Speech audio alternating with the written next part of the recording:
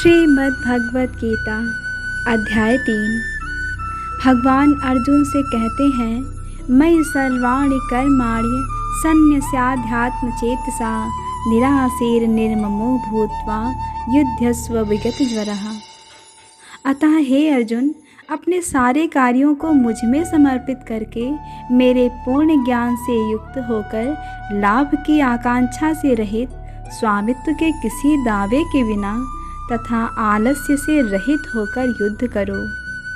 तात्पर्य है कि यह श्लोक भगवत गीता के प्रयोजन को स्पष्टतया इंगित करने वाला है।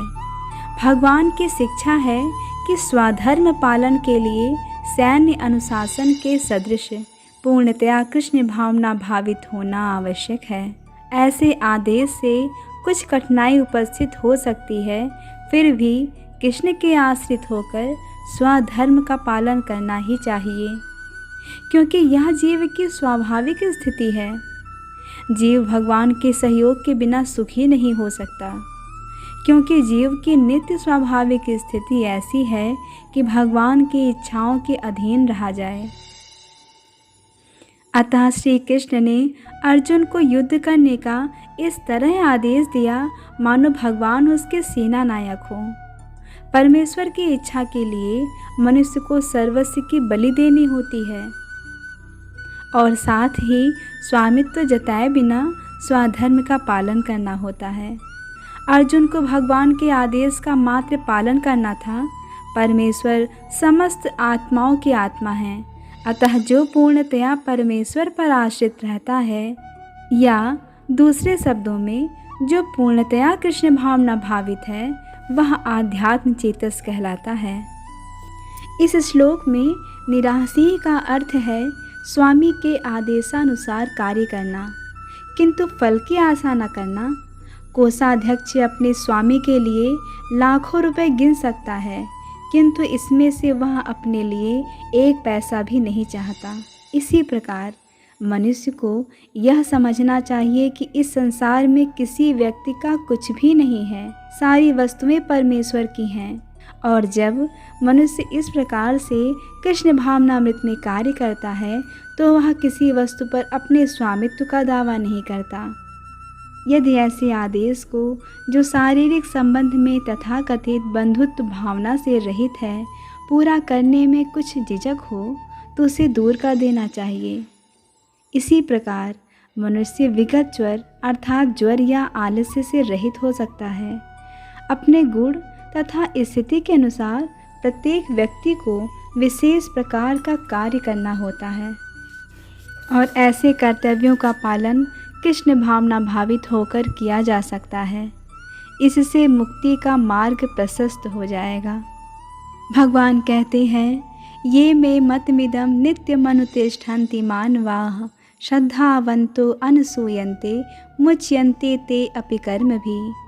जो व्यक्ति मेरे आदेशों के अनुसार अपना कर्तव्य करते रहते हैं और ईर्ष्या रहित होकर इस उपदेश का श्रद्धापूर्वक पालन करते हैं, वे सकाम कर्मों के बंधन से मुक्त हो जाते हैं। तात्पर्य है कि श्री भगवान कृष्ण का उपदेश समस्त वैदिक ज्ञान का सार है। अतः किसी अपवाद के बिना यह शाश्वत सत्य है। जिस प्रकार वेद शाश्वत है, उसी प्रकार कृष्ण भावनामृत का यह सत्य भी शाश्वत है। मनुष्य को चाहिए कि भगवान से ईर्ष्या किए बिना इस आदेश में दृढ़ विश्वास रखे। ऐसे अनेक दार्शनिक हैं। भगवान कहते हैं, ये त्वेदभ्य सूयन्ते नानुतिष्ठन्ति मे मतम् सर्वज्ञान विमूढ़ांस तान विद्धि नष्टान चेतसा। किंतु जो ईर्ष्यावश इन उपदेशों की उपेक्षा करते हैं और इनका पालन नहीं करते, उन्हें समस्त ज्ञान से रहित, दिग्भ्रमित तथा सिद्धि के प्रयासों में नष्ट भ्रष्ट समझना चाहिए। यहाँ पर कृष्ण भावना भावित ना होने के दोष का स्पष्ट कथन है। जिस प्रकार परम अधिशासी की आज्ञा के उल्लंघन के लिए दंड होता है, उसी प्रकार भगवान के आदेश के प्रति अवज्ञा के लिए भी दंड है। अवज्ञाकारी व्यक्ति चाहे कितना भी बड़ा क्यों न हो, वह शून्य हृदय होने से आत्मा के प्रति तथा परम ब्रह्म परमात्मा एवं श्री भगवान के प्रति अनभिज्ञ रहता है। अतः ऐसे व्यक्ति से जीवन की सार्थकता की आशा नहीं की जा सकती। भगवान कहते हैं, सदृशं चेष्टते स्वस्याः प्रकृतेर ज्ञानवानपि प्रकृतं यान्ति भूतानि निग्रह किं करिष्यति। ज्ञानी पुरुष भी अपने प्रकृति के अनुसार कार्य करता है, क्योंकि सभी प्राणी तीनों गुणों से प्राप्त अपनी प्रकृति का ही अनुसरण करते हैं। भला दमन से क्या हो सकता है। तात्पर्य है कि कृष्ण भावनामृत के दिव्य पद पर स्थित हुए बिना प्रकृति के गुणों के प्रभाव से मुक्त नहीं हुआ जा सकता, जैसा कि स्वयं भगवान ने 7वें अध्याय में कहा है। अतः सांसारिक धरातल पर बड़े से बड़े शिक्षित व्यक्ति के लिए केवल सैद्धांतिक ज्ञान से आत्मा को शरीर से पृथक करके माया के बंधन से निकल पाना असंभव है। ऐसे अनेक तथाकथित अध्यात्मवादी हैं जो अपने को विज्ञान में बढ़ा चढ़ाकर मानते हैं, किंतु भीतर भीतर वे पूर्णतया प्रकृति के गुणों के अधीन रहते हैं, जिन्हें जीत पाना कठिन है।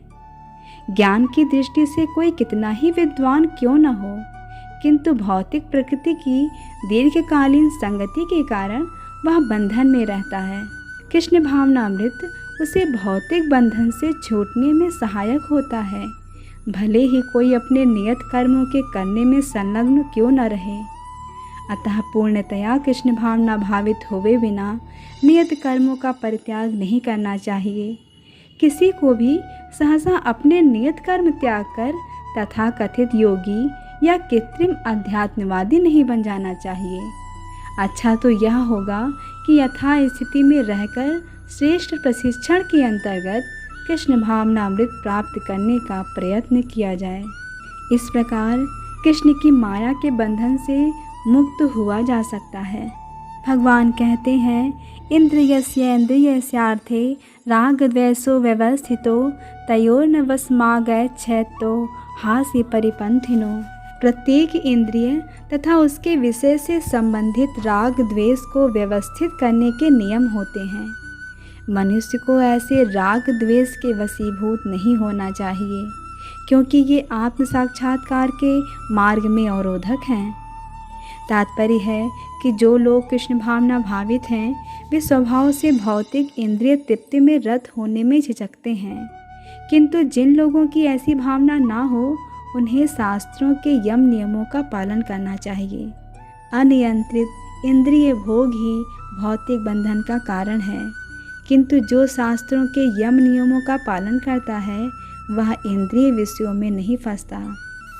जब तक यह भौतिक शरीर रहता है, तब तक शरीर की आवश्यकताओं को यम नियमों के अंतर्गत पूर्ण करने की छूट दी जाती है, किंतु फिर भी हमें ऐसी छूटों के नियंत्रण पर विश्वास नहीं करना चाहिए। मनुष्य को अनासक्त रहकर इन यम नियमों का पालन करना होता है, क्योंकि नियमों के अंतर्गत इंद्रिय तृप्ति का अभ्यास भी उसे पथ भ्रष्ट कर सकता है। जिस प्रकार के राजमार्ग तक में दुर्घटना की संभावना बनी रहती है, भले ही इन मार्गों की कितनी ही सावधानी से देखभाल क्यों न की जाए, किंतु इसका कोई आश्वासन नहीं दे सकता कि सबसे सुरक्षित मार्ग पर भी कोई खतरा नहीं होगा। भौतिक संगति के कारण अत्यंत दीर्घ काल से इंद्रिय सुख की भावना कार्य करती रही है। अतः नियमित इंद्रिय भोग के बावजूद भी गुमराह होने की हर संभावना बनी रहती है। अतः सभी प्रकार से नियमित इंद्रिय भोग के लिए किसी भी आसक्ति से बचना चाहिए। लेकिन कृष्ण भावनामृत ऐसा है कि इसके प्रति आसक्ति से या सदैव कृष्ण की प्रेमा भक्ति में कार्य करते रहने से सभी प्रकार के ऐन्द्रिय कार्यों से विरक्ति हो जाती है। अतः मनुष्य को चाहिए कि वह किसी भी अवस्था में कृष्ण भावनामृत से विरक्त होने की चेष्टा न करे। समस्त प्रकार की इंद्रिय आसक्ति से विरक्ति का उद्देश्य अंततः कृष्ण भावनामृत के पद पर आसीन होना है। भगवान कहते हैं, श्रेयान स्वधर्मो विगुणः परधर्मात् स्वनिष्ठितात्। भगवान कहते हैं, श्रेयान स्वधर्मो विगुणः परधर्मात् स्वनिष्ठितात्। भगवान कहते हैं, श्रेयान स्वधर्मो विगुणः परधर्मात् स्वनिष्ठितात्। स्वधर्मे निधनम श्रेयः परधर्मो भयावह। अपने नियत कर्मों को दोषपूर्ण ढंग से संपन्न करना भी अन्य के कर्मों को भली भांति करने से श्रेयस्कर है। स्वीय कर्मों को करते हुए मरना पराये कर्मों में प्रवृत्त होने की अपेक्षा श्रेष्ठतर है, क्योंकि अन्य किसी के मार्ग का अनुसरण भयावह होता है। तात्पर्य है कि मनुष्य को चाहिए कि वह अन्यों के लिए नियत कर्मों की अपेक्षा अपने नियत कर्मों को कृष्ण भावनामृत में करे। भौतिक दृष्टि से नियत कर्म मनुष्य के मनोवैज्ञानिक दशा के अनुसार भौतिक प्रकृति के गुणों के अधीन आदिष्ट कर्म है। आध्यात्मिक कर्म गुरु द्वारा कृष्ण की दिव्य सेवा के लिए आदेशित होते हैं, किंतु चाहे भौतिक कर्म हो या आध्यात्मिक कर्म, मनुष्य को मृत्यु पर्यंत अपने नियत कर्मों में दृढ़ रहना चाहिए। अन्य के निर्धारित कर्मों का अनुकरण नहीं करना चाहिए।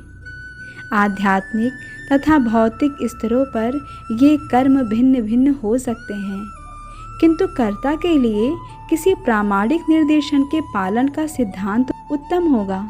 जब मनुष्य प्रकृति के गुणों के वशीभूत हो तो उसे उस विशेष अवस्था के लिए नियमों का पालन करना चाहिए। उन्हें अन्यों का अनुकरण नहीं करना चाहिए। जैसे सतोगुणी ब्राह्मण कभी हिंसक नहीं होता, किंतु रजोगुणी क्षत्रिय को हिंसक होने की अनुमति है।